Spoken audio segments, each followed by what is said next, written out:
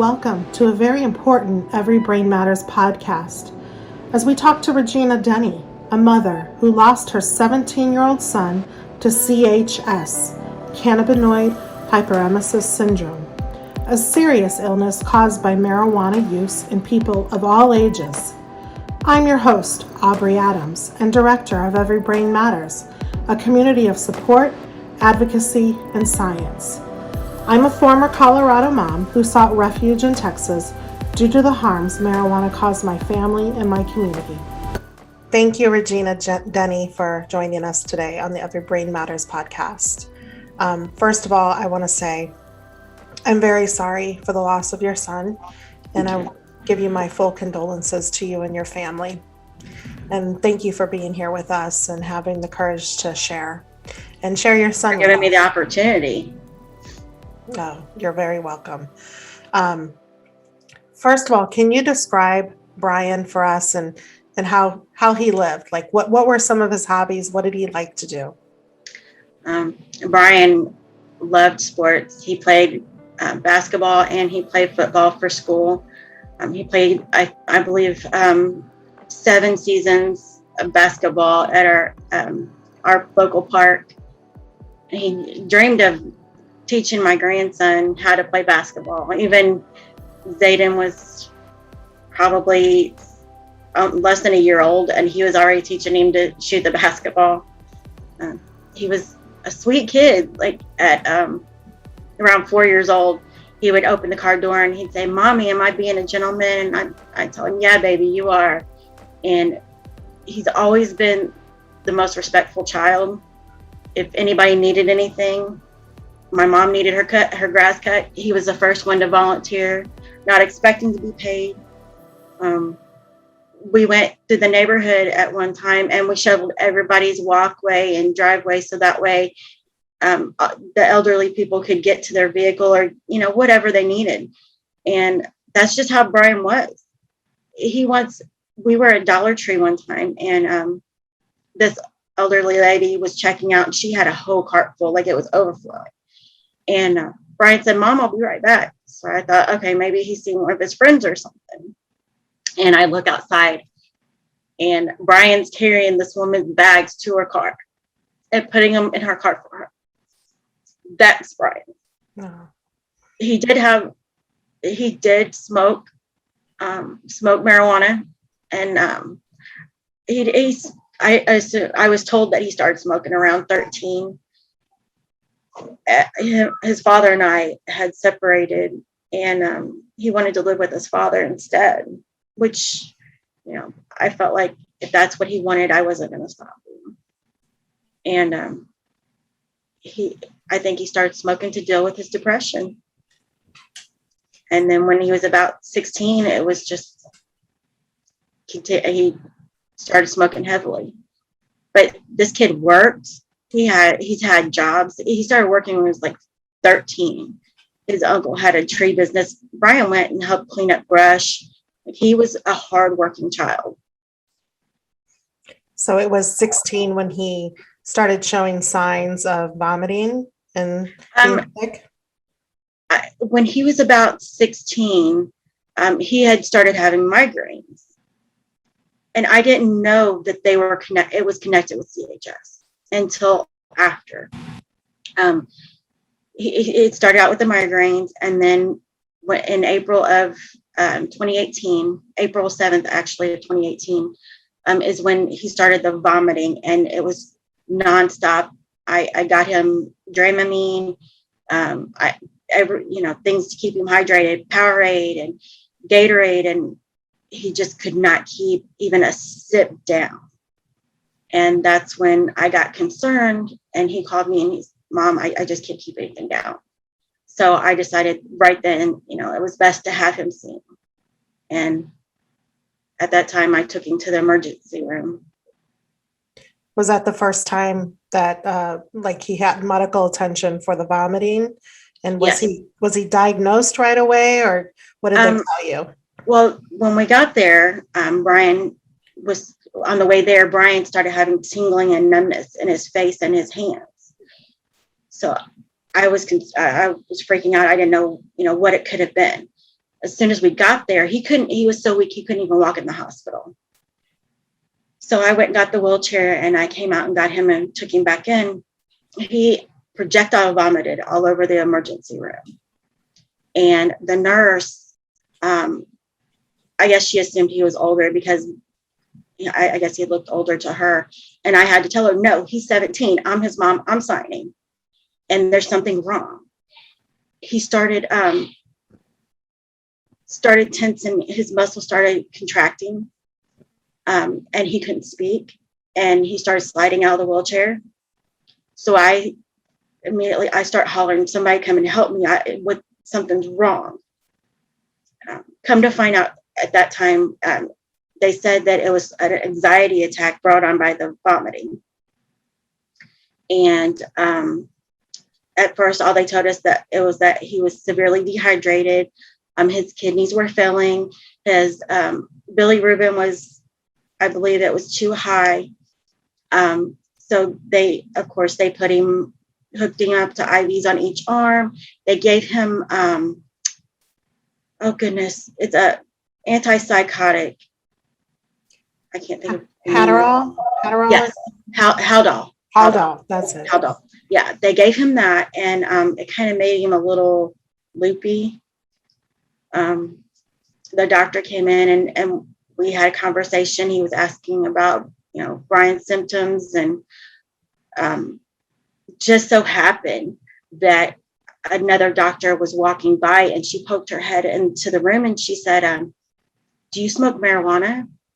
And Brian and I kind of looked at each other, and I was like, you might as well tell her. And he said, yes. And she said, does it get better with hot showers or hot baths? And Brian was like, yeah. And I'm like, okay, we know something. So, we're going to get an answer. And she said, you have cannabinoid hyperemesis syndrome. And I'm like, what is that? And she says, it's from smoking marijuana. And we were in shock. Like we were like, no, that can't be possible. We've never heard of anybody getting sick from smoking marijuana. We heard cancer patients who are on chemo, they get it to help with the nausea. It doesn't do that. They're crazy. But they decided to go ahead and admit him to get his kidneys and all of his levels back in check. They were able to do that after 2 days. I did get him to agree to quit smoking for 45 days. I'd already scheduled a appointment with his gastroenterologist because he had had acid reflux since he was a small child.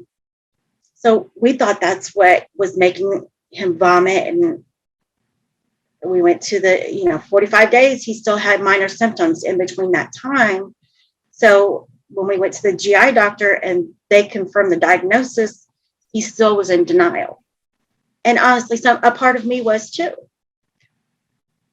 We, of course, they checked his levels, everything had stabilized, and he went back to doing what he did. He went hanging out with his friends and started smoking again. And for 6 months to the day, he did not have a major episode. On October 7th, he was here and he said he had started vomiting that morning. My daughters and I, we had planned on going to an event, and he was like, Mom, no, I'm okay. Go ahead and go. I'll be fine. So I had his dad come and stay with him. When we got home later on that evening, he had still been vomiting, and we need to go get checked. So we went to the emergency room yet again. His kidneys were into failure.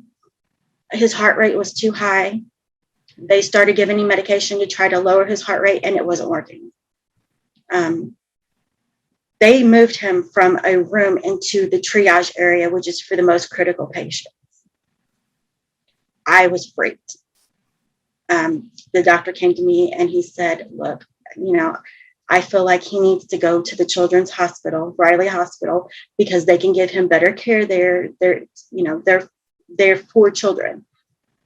And so they decided to transport him by ambulance to Riley Hospital.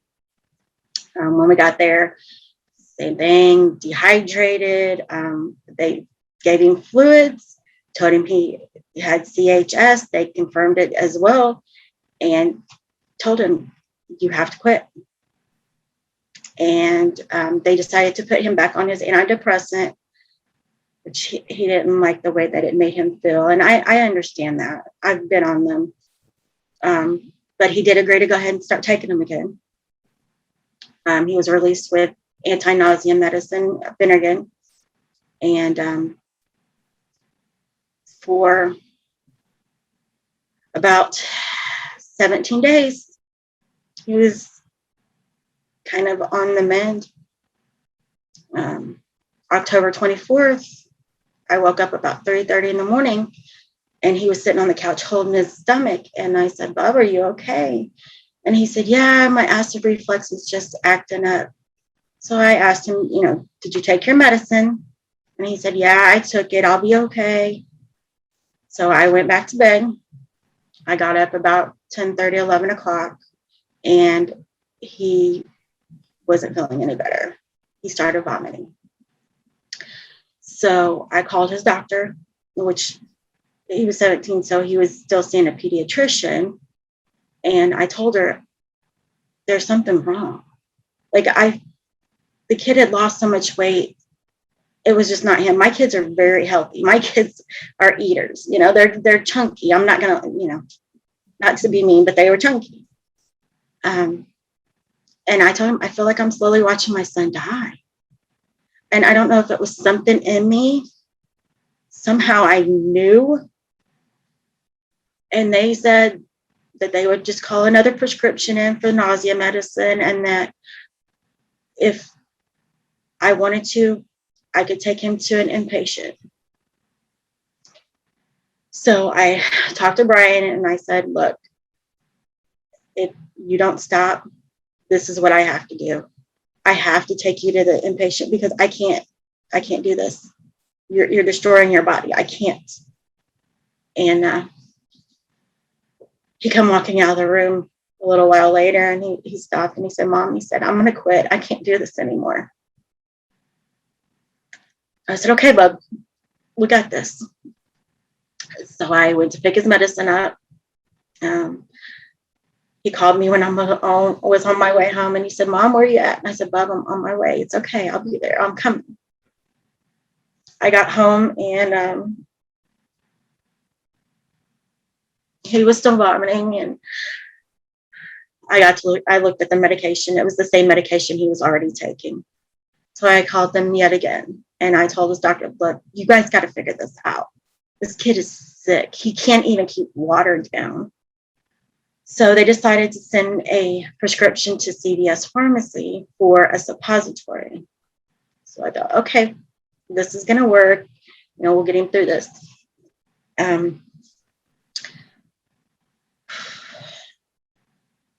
I started making dinner, and I was going back and forth. My grandson and my daughter's boyfriend's daughter was here, both 2 years old. And they're running around the house, and I'm trying to take care of them, and I'm going in the bedroom, and I'm holding the bucket for Brian to vomit, and I'm putting washcloths on his head and getting him things to drink, trying to, make him comfortable. And I walked in the other room for a minute, came back in, and he started grabbing his lower back, and he said, my back hurts. And instinctively, I thought kidneys because of the previous incidents. So I called 911, and they, of course, say, we've got somebody on the way. I walked back in my room, and Brian said, Mom, I can't breathe. And I looked at him and I said, as I'm coming around the bed, I said, Bob, what do you mean you can't breathe? Does it feel like somebody's squeezing you? And as I got to the side of the bed, he said, Mom, I can't breathe. And he quit breathing. I started yelling for my daughter's boyfriend to get help. I started throwing pillows everywhere, started doing compressions. I started I done CPR. He finally, my daughter's boyfriend heard me and ran across the street and got my neighbor. He came in and took over CPR. He thought he felt a pulse. I kept just begging Brian to breathe, don't give up, to not leave me. It seemed like forever, but probably was only a matter of minutes. The EMT showed up, fire, ambulance, everybody. They took over CPR on Brian. They kept taking me out of the room and trying to distract me and ask me questions, and I couldn't focus on anything. I guess I called family. I don't even remember calling them. It was just such a crazy, situation. And I kept going to the door and begging Brian to please just breathe. Just please breathe. Just, you gotta be okay. I prayed. I'm not a religious person. I mean, I honestly, I did believe in God. I begged him to not take my child. I begged God to take me instead. I promised anything and everything for him to save my son. One of the EMTs came out and she said, it's not looking good. I said, he's 17. I said, he's my baby. I said, please keep trying. And she said, I just came back from losing my 17-year-old son. So she said, we'll try. We'll keep trying. My daughter's boyfriend left to go pick her up. And I'm just here. My neighbor's here, and he's trying to comfort me, and he's trying to keep me occupied. And the EMT comes back out, and she didn't even have to tell me. I knew by the look on her face that Brian was gone. And I hit the floor. I remember my sister coming in and freaking out and asking me what was going on. And she ran out the front door, and she was looking through the bedroom window trying to see, what was going on. I called my daughter, my middle daughter, Michaela, and I told her that he was gone. Tried to jump out of the vehicle on the highway because she was heartbroken. Brian was her best friend. They closed my room up, and because Brian was under the age of 18 and passed away at home, they had to treat it as a homicide. They basically left an officer in front of my bedroom door, and they all just kind of left. And we were left here. People started showing up, family, and I remember his dad came, and I had to tell him that I couldn't save our baby.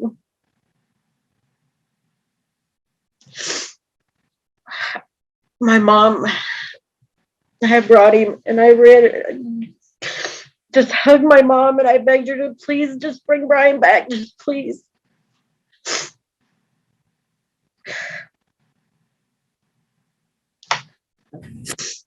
We waited for the coroner to come, and they were going to allow both of me and his father to both go in and say our last goodbyes. And I couldn't do it.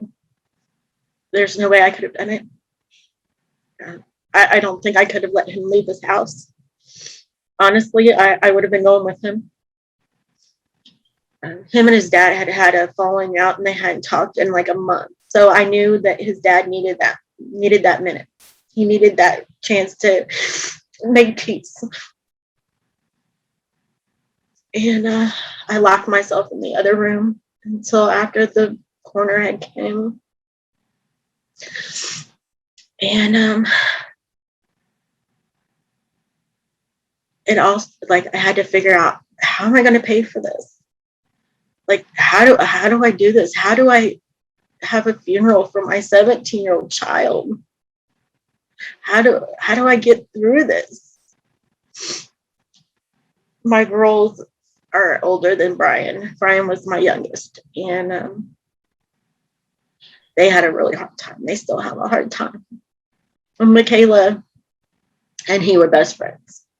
Like, they talked about everything. She knew more about his love life than anybody else on this planet. When Michaela had Zayden, Brian was there, and that kid, he was more proud than, like, he was the father. I have a picture of him holding Zayden, and he's just got tears. Like, this kid has so much love for that child. Oh my gosh, like, it was unbelievable. He would get up in the middle of the night and make bottles so Michaela could sleep. I mean, he was just like, he was the dad. And we were able to, Brian's aunts really helped find donations to help pay for his funeral. They were able to find a place. I couldn't deal with it. I'd let them handle it. I did have like final say about things, but as far as, I couldn't even make it. I didn't even want to eat, let alone try to, find somewhere for my son to have his funeral. I was able to find him a Space Jam hoodie and his Jordans that he loved. And there were so many people at his funeral that they had to open another side of the funeral home. People were standing up saying how much Brian had impacted their life. How Brian, his friends would say how Brian had tried to keep him out of trouble and had told him that, they had to straighten out, that this wasn't the kind of life they wanted to live. Even some of the parents stood up and said, I knew if my kid was with Brian, he was okay. And to hear all these good things about my son, which I knew he was a good kid, but to hear everybody have such good things to say about him, it meant so much. And I told every one of them, Brian's not here, but you guys still are. You have a chance. You have a chance to change your life and do something positive with it. Do it for Brian. And we had him cremated because I wanted him home. I felt like I needed him home. For 6 months, I had no clue as to what happened. I researched. I tried to come up with any possible explanation. Did he have an aneurysm? Did he have a GI bleed? Any kind of explanation as to why my 17-year-old child was gone. And my birthday was March the 6th. And the funeral home called me and said that they had received the death certificate. So I knew right away, if they've got the death certificate, the autopsy report's ready. So I called the coroner's office and they said that, yes, they did have it. So I said, I got to go. I got to get it. I've got to know what happened.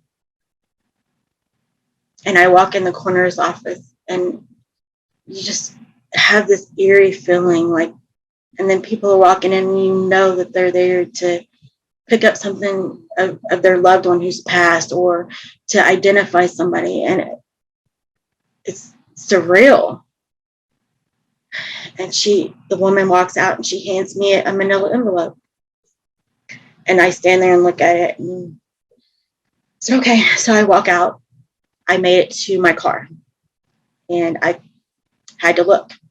I had to know. I opened it up, and it said cause of death was dehydration due to cannabinoid hyperemesis syndrome. And that right there, I had to process it. I had to, call his dad and tell him, what I found out. And then I started doing research. And I made Brian's page, a memory page. I made a Facebook group in Brian's memory. I ended up making the CHS awareness for parents because I felt like we have to educate each other. And I have made it my mission to learn as much as I possibly can about CHS. So Brian was diagnosed that first time he went to the ER. Had he been to doctors prior to that? He was seen by his regular doctor. He got routine checkups. And what's strange is, I think because she was a pediatrician and she didn't put two and two together, a pediatrician's not thinking, oh, I'm seeing a kid and this kid smokes marijuana. They're thinking, oh, this is just a normal kid. I thought he was going through like a growth spurt because he was getting taller, but he was getting really thin. I didn't realize how thin until he passed away. Until I was giving CPR to him, I did not realize how thin that child was. When I got the report back, he weighed 113 pounds. Oh, wow. This kid was about 5'7". Wow. Normal, usually, otherwise a healthy kid. It took his body. It took so much of him. And I think part of him was afraid to let me know how sick he was sometimes. Because I think he may have had symptoms before he was even diagnosed. But Brian knew that I would make him go to the doctor or the hospital. And he hated hospitals. So I feel like he didn't tell me every time he was sick.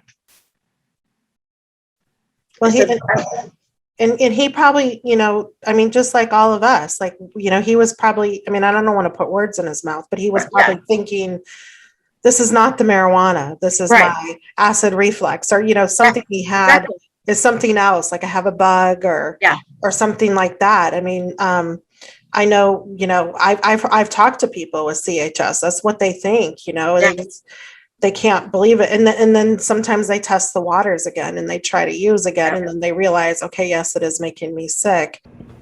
Regina now describes how she and the doctors were not aware that CHS could have such devastating consequences, and how it's now her mission to raise awareness about this serious illness.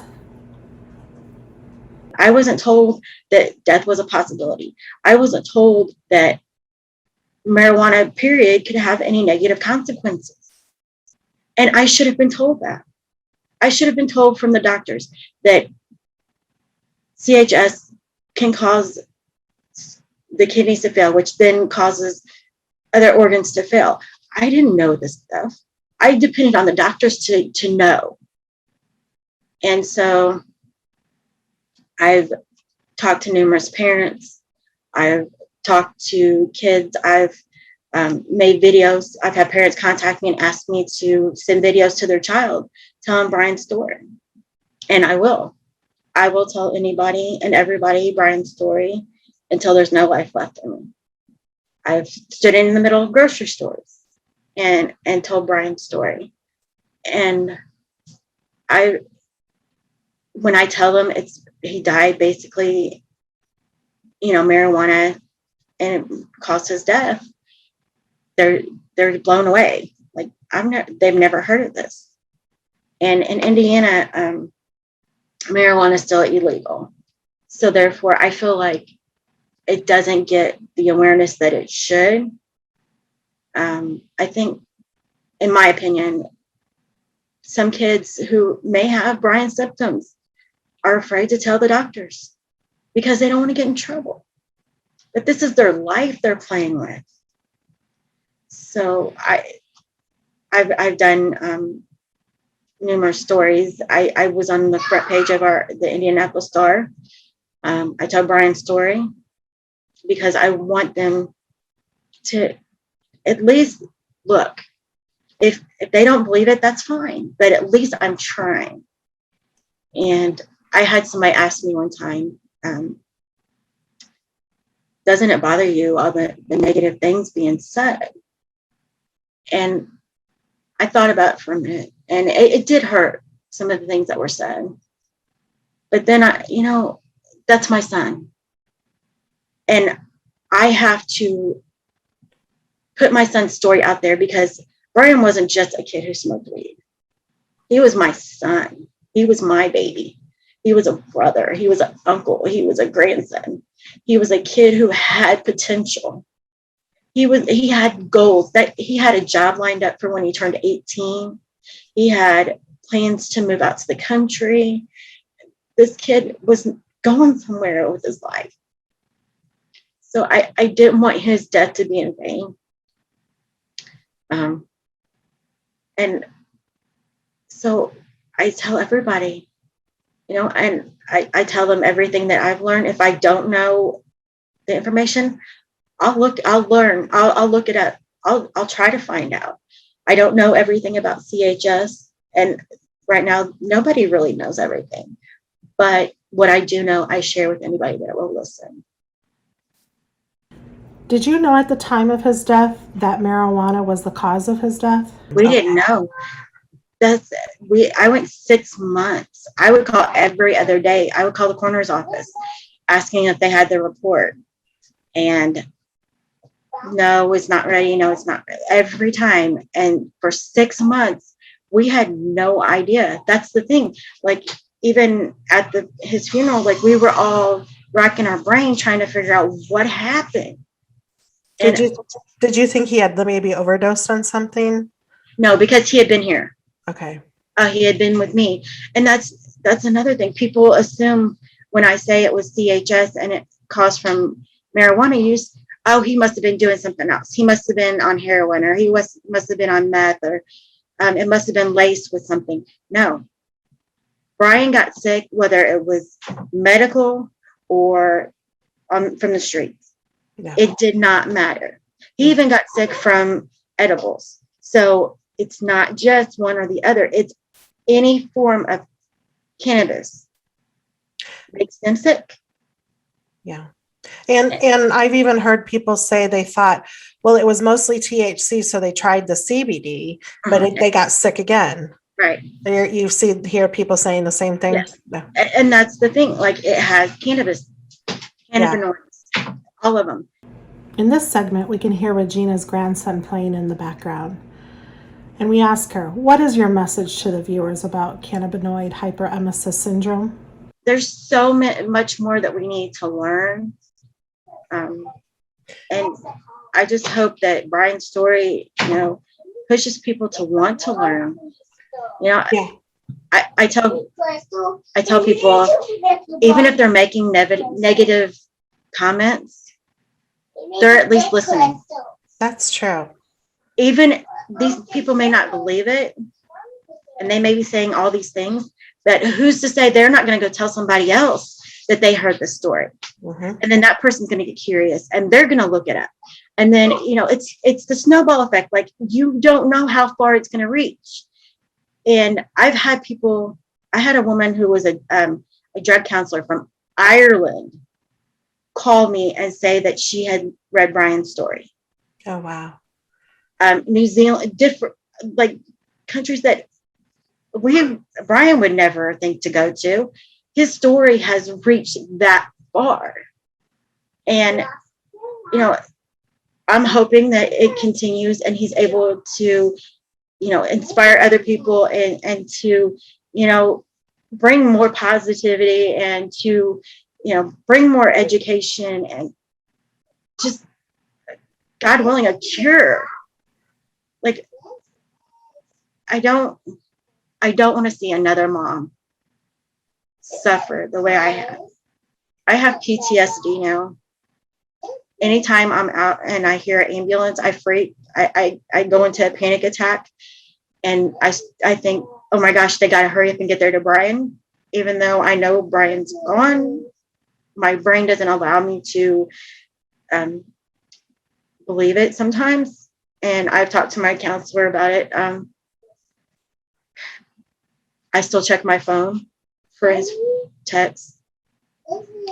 I sometimes I let myself believe that he's at his dad's or at his aunt's house, and that's how I cope. And we need to educate ourselves. We need to educate each other, because right now that's all we have. We don't have a lot of scientists out here doing a lot of research on CHS. So I feel like we have to educate each other, share what we know, share our experiences. And I've even had people who have messaged me and said, because you shared Brian's story, I now know what I have.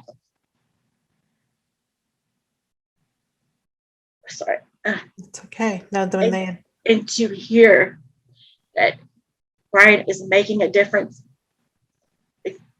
this is what I do it for. You are Brian's voice. Yes. And you are making a difference. Brian's making a difference, and you.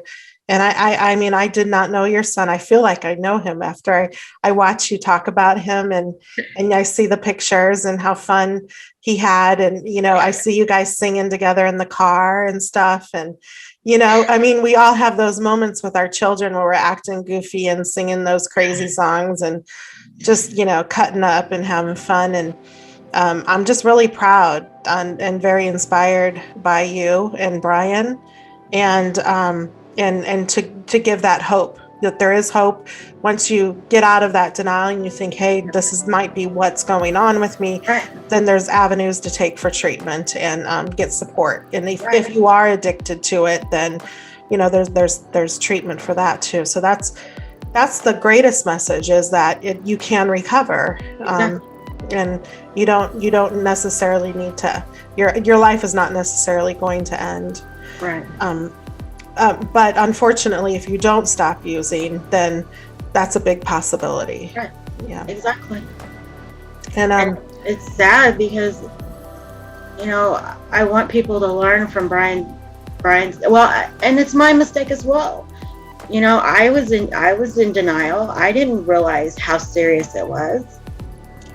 And it was like, blows my mind even today that this is what it was. Something we've been told all of our life cannot cause nausea and cannot cause death, has actually done it. Yeah. This is not what we've been educated with. No. We've been told marijuana is less harmful. It's medicine. It treats nausea. So when something like this happens, I mean, like you weren't in necessarily denial. You didn't know. You just didn't know. I didn't know. Yeah. And I don't want another parent to have to be in my position and not know. We give a special thanks to Regina. What a courageous, inspirational mom she is. Please join us for our next episode as we talk to Alicia, a lady from Oregon who developed CHS symptoms from secondhand exposure to cannabis. Subscribe to our podcast and give us a good review, and we look forward to seeing you next time. Goodbye.